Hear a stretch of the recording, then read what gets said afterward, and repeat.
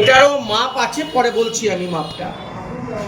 এবার এটা এরকমভাবে কিন্তু রিলিজ করা যাবে না। রিলিজ করতে গেলে 3 বার এন্টার মারতে হবে, তবে এটা রিলিজ করবে। 3 বার এন্টার। স্প্লাইন নিলাম, ফার্স্ট পয়েন্ট। এবার আমি এখানে একটা স্টার্ট পয়েন্ট নিতে পারি, নিলাম।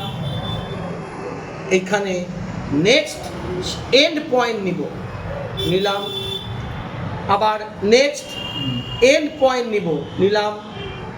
আবার নেক্সট এন্ড পয়েন্ট নিব, নিলাম।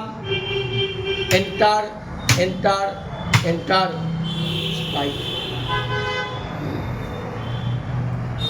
হ্যালো, আচ্ছা। ড্রতে গিয়ে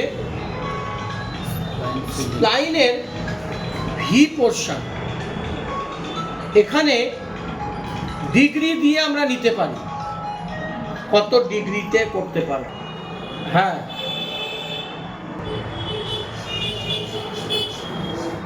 ক্লিক করলাম,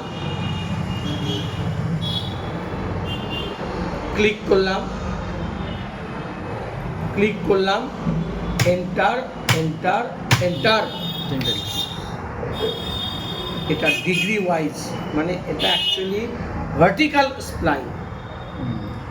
যদিও এটা তোমাদের লাগবে না, তোমাদের লাগবে এই স্প্লাইনটা। কনস্ট্রাকশন লাইন দেখিয়ে দিয়েছি। আচ্ছা, রে অ্যাকচুয়ালি বিষয়টা বলি, আমি একটা হরাইজন্টাল নিলাম আর একটা ভার্টিক্যাল নিলাম। আমি যদি এখানটাতে কোনো বাইসেক্ট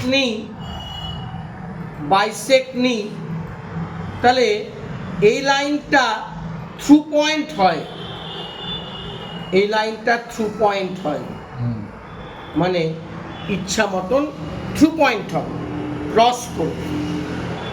কিন্তু যদি আমরা রে নিই, তাহলে ওই লাইনটা অ্যাঙ্গেল লাইনই হবে, কিন্তু থ্রু পয়েন্ট হবে না,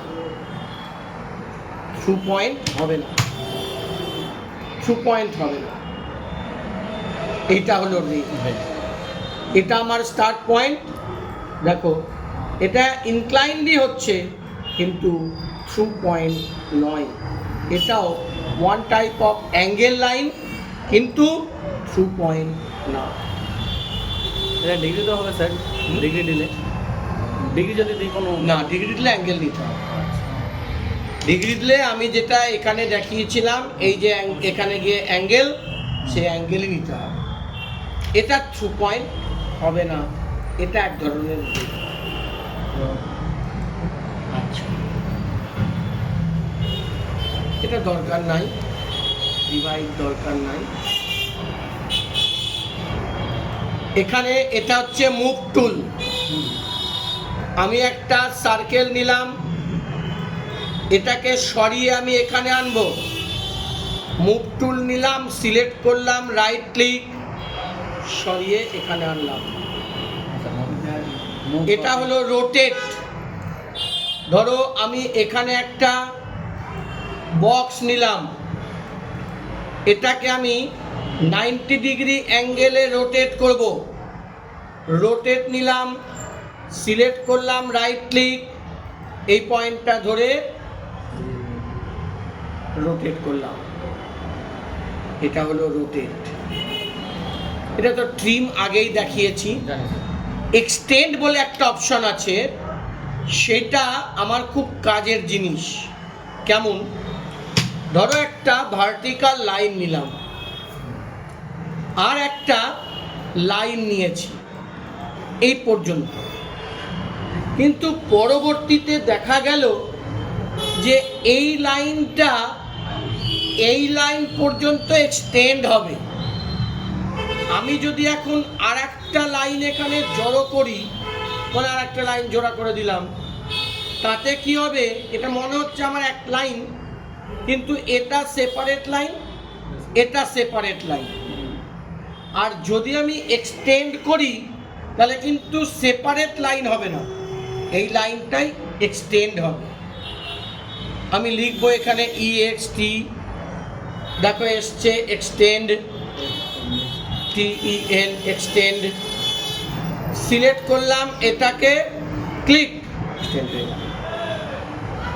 হলো, ধরো এই লাইনটা নিলাম, এইখানে আছে, এই লাইনটাকে আমি এই পর্যন্ত এক্সটেন্ড করব। একটা জিনিস মনে রাখবা, এক্সটেন্ড করতে গিয়ে যে একটা টার্গেট পয়েন্ট থাকতে হবে, টার্গেট লাইন থাকতে হবে, তবেই কিন্তু এক্সটেন্ড হবে। মানে তোমার কোনো টার্গেট লাইন নাই, কোনো লাইন এক্সটেন্ড হবে না। এক্সটেন্ড করতে গেলে টার্গেট লাইন নিয়ে করতে হবে। এক্সটেন্ড নিলাম, এই লাইনটা সিলেক্ট, এক্সটেন্ড হয়ে গেল। আচ্ছা, এটা হলো কপি, আগেও দেখিয়েছি, একবার রিপিট করিয়ে দিলাম। সিলেক্ট করলাম, রাইট ক্লিক, এই পয়েন্টটা ধরে যতটি খুশি আমি কপি করতে পারি, আমার প্রয়োজন যেরকম আমি কপি করতে পারি। নেক্সট হলো মিরর, খুব ইম্পর্টেন্ট অপশন মিরর।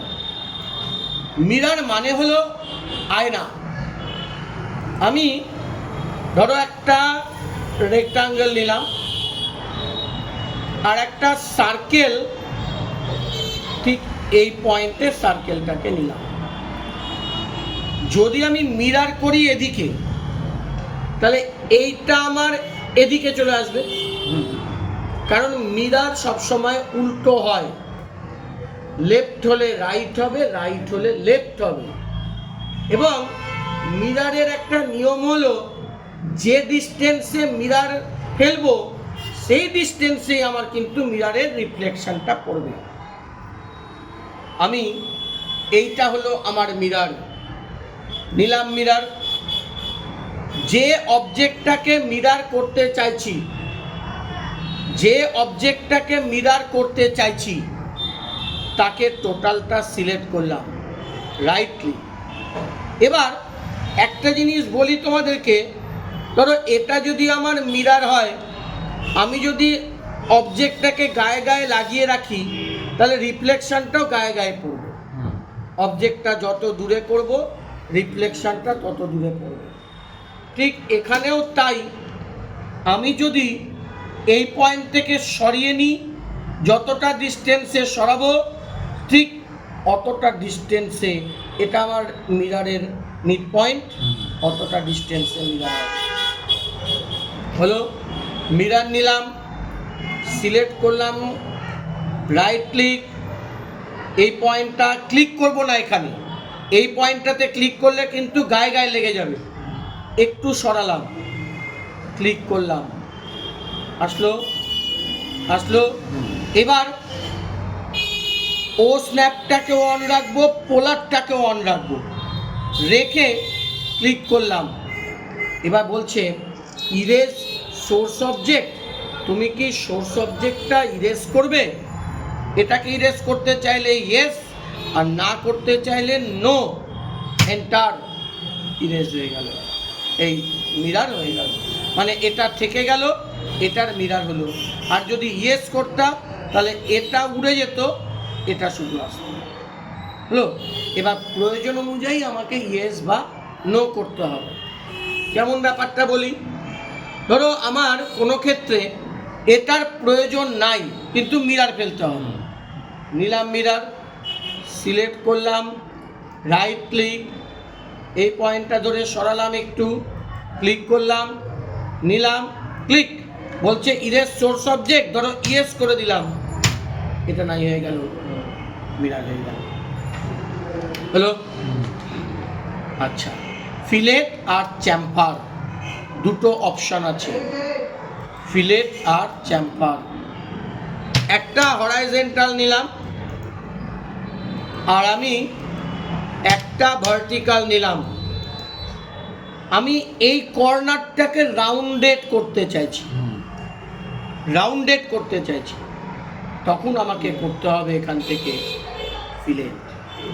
নিলাম ফিলেট, ফিলেট মানে রাউন্ডেড হবে, আর রাউন্ডেড মানে একটা সার্কেল আছে, একটা সার্কেল আছে মানে এখানে আমার সেই সার্কেলটার রেডিয়াস আছে, রেডিয়াস আছে। আমি এখান থেকে সার্কেলটা নিয়ে ফিলেট করব আর ফর রেডিয়াস। এবার রেডিয়াসের ভ্যালু দিলাম ধরো 10 হলো, সেটা তোমার রিকোয়ারমেন্ট অনুযায়ী তুমি ভ্যালু দিবে। এন্টার মারলাম, এই লাইনটা সিলেক্ট, এই লাইনটা সিলেক্ট,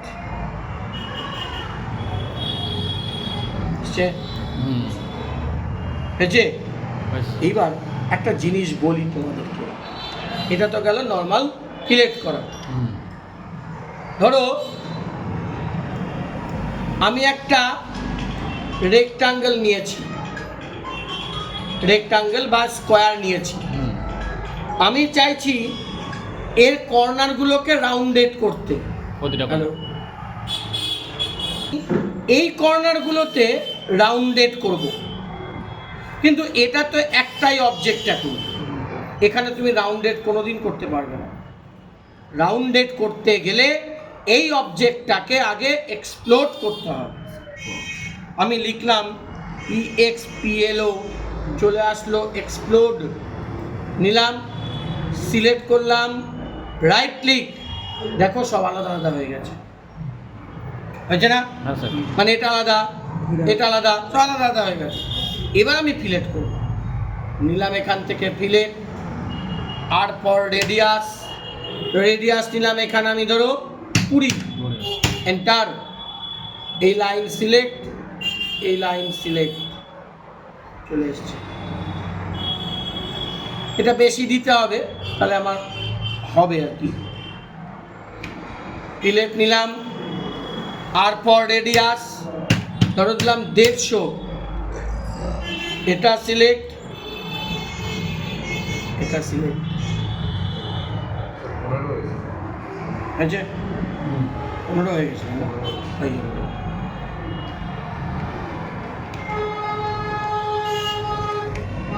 দেখো ফিলেট নিলাম, আর ফর রেডিয়াস 150, এন্টার, এই লাইন সিলেক্ট, এই লাইন সিলেক্ট, আচ্ছা আচ্ছা। আর এখানে একটা অপশন আছে চ্যাম্পার বলে। চ্যাম্পারটা হচ্ছে এটা এরকম ক্রস হবে, কীরকম? চ্যাম্পার নিলাম, নিলাম এখানে D ফর ডিস্টেন্স, ফার্স্ট চ্যাম্পার ডিস্টেন্স নিলাম ধরো 100, সেকেন্ড চ্যাম্পার ডিস্টেন্স নিলাম 150, এই লাইনকে সিলেক্ট, এই লাইনকে সিলেক্ট, চ্যাম্পার হয়েছে, হয়েছে না? হ্যাঁ স্যার হয়েছে, তবে হয়েছে, হয়েছে। তাহলে এটার ফিলেট হলে রাউন্ডেড হবে, চ্যাম্পার হলে নর্মাল দাগ হবে। ভ্যালুগুলো বেশি দিতে হবে তবে নিবে। আর আরেকটা আছে ব্লেন্ড কার্ভ। ব্লেন্ড কার্ভ যদি নিই তাহলে আমাকে এখানে ফার্স্ট অবজেক্টটা ক্লিক করলাম, সেকেন্ড অবজেক্ট ক্লিক করলাম, এই জায়গাটা ব্লেন্ড অবজেক্ট হবে। মাপটাই ছোট হয়ে আছে, নিলাম ব্লেন্ড অবজেক্ট। স্যার অবজেক্টটা কি একটাই আছে না এক্সপ্লোড হয়নি মনে হয়? কেটে দিয়েছে। ও এটা এক্সপ্লোড নাই তো, ওই জন্য EXPLO এক্সপ্লোড নিলাম, সিলেক্ট করলাম, রাইট ক্লিক হলো।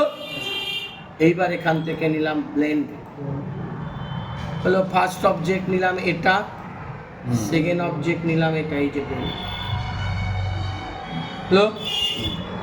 এই পারপাসে ব্লেন্ড, এই যে ব্লেন্ড রয়েছে। ব্লেন্ড ব্যাপারটা অ্যাকচুয়ালি বুঝতে পারলাম না, কেমন ব্লেন্ড মানে কি? ব্লেন্ড মানে ওয়ান টাইপ অফ কার্ভ। যে লাইনটা আমি সিলেক্ট করছি সেই লাইনটার সাপেক্ষে আউটসাইডে একটা কার্ভ লাইন ড্র হচ্ছে, এটাকে ব্লেন্ড কার্ভ বলে। বুঝতে পারছি। সেটা যে সাইডে আমি নিব সেই সাইডটাতে চুজ করব। এই যে হলো, যে সাইডে আমি নিব ধরো এটা আর এটা হলো, হয়েছে? এবার তুমি যদি এটাকে উড়িয়ে দাও ওটা থেকে যাবে, এটা উড়িয়ে দাও ওটা থেকে যাবে, এটা উড়িয়ে দাও। ক্লিয়ার হয়েছে? অসুবিধা আছে? অসুবিধা আছে? নাই। হলো? ক্লিয়ার তো? বুঝা গেল তো? আচ্ছা, এই যেটা হচ্ছে এক্সপ্লোর, আমি লিখে করেছিলাম। স্কেল আছে একটা, স্কেলটা হচ্ছে সাইজটা বড় করবে। কেমন? সিলেক্ট করলাম, এটাকে সরিয়ে আনলাম, এই যে সাইজটা দেখতে পাচ্ছ, বলো এই হয়ে গেছে তো ভাই, আবার কি